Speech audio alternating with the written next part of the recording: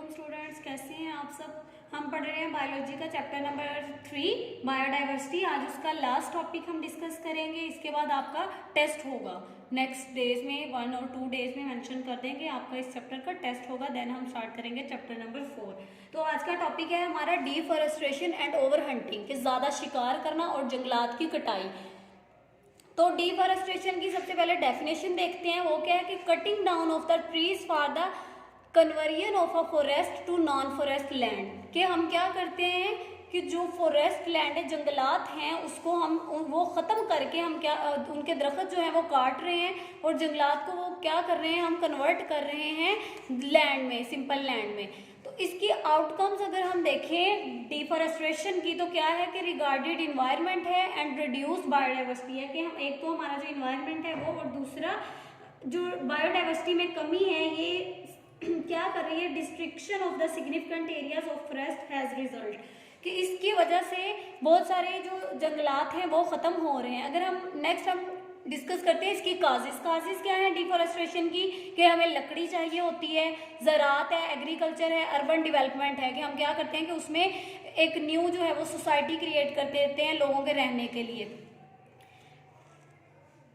Next जो इसका point है वो है अटेनिंग कैश, कि हम क्या करें, पैसा कमाना चाह रहे हैं। The race to produce cash through fruits, tobacco, sugar, soap, rubber, paper and cloth have stimulated many to get them by using soil and destroying the forest, कि ये सारी चीज़ें जो हैं हम क्या कर रहे हैं हासिल करने के लिए, यानी इनको बेच के पैसे कमाने के लिए हमने क्या किया है कि जो फॉरेस्ट है हम उनको डिस्ट्रॉय कर रहे हैं और हम पैसे कमा रहे हैं।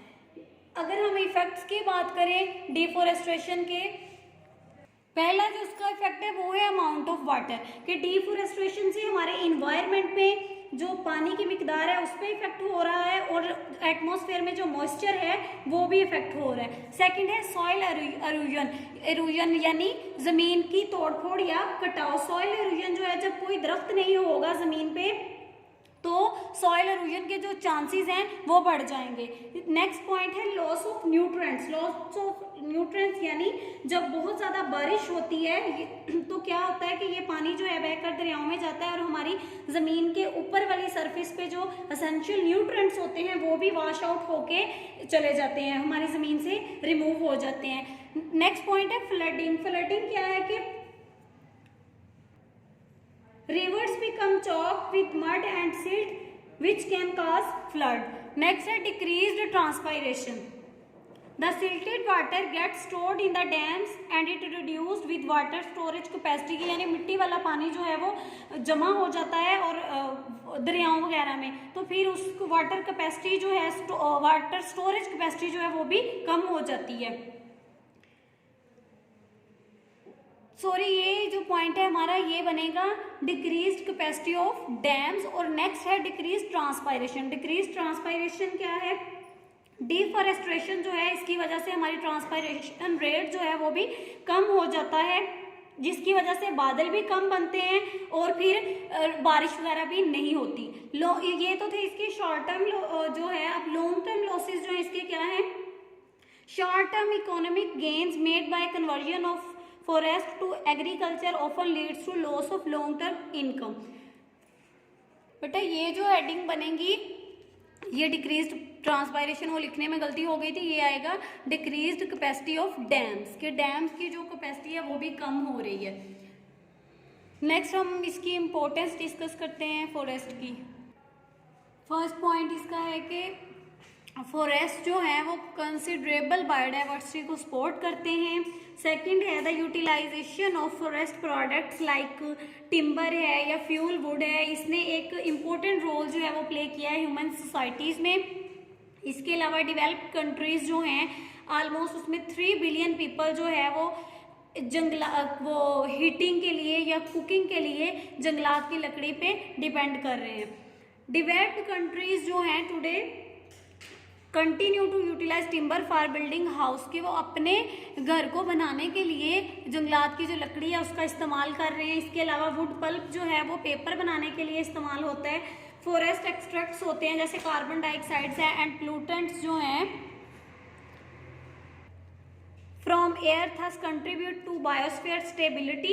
इसके अलावा फॉरेस्ट जो हैं are also valued for the aesthetic beauty and tourist attraction. ये सारे जो हैं इसके इम्पोर्टेंस हैं।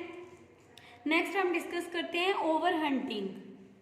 ओवर हंटिंग क्या है? Over hunting has been significant cause of the extinction of hundreds of species and the endangerment of many more such as whales है, urial है, आइबेक्स है एंड मार्कोर। मार्कोर क्या है? ये पाकिस्तान का नेशनल एनिमल है।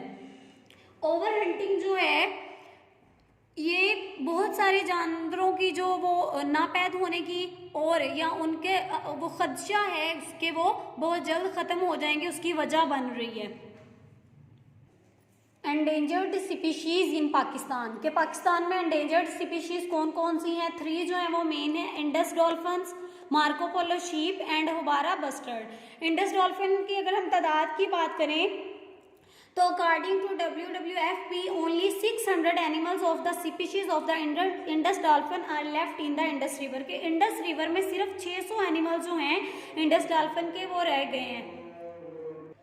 तो इसकी जो एंडेंजरमेंट की रीजंस हैं इंडस डॉल्फिन की वो वाटर पोल्यूशन है, पोचिंग है या डिस्ट्रक्शन ऑफ हैबिटेट है। नेक्स्ट है मार्कोपोलो शीप। अगर हम इसकी अकरेंस डिस्कस करें तो ये ज़्यादातर जो पंजाब का नेशनल पार्क है या उसके इर्द गिर्द के जो एरियाज़ हैं वहाँ पे पाया जाता है और इसको अगर हम कंजर्व करना चाह रहे हैं इसके तहफ़्फ़ुज़ के लिए जो स्टेप्स हैं वो क्या है कि their number have been rapidly decreasing in the last 2 decades and WWF has started projects for its conservation.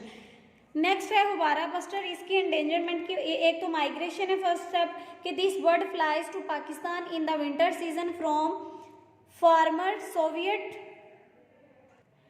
Territory and settles in Cholistan and Thar desserts.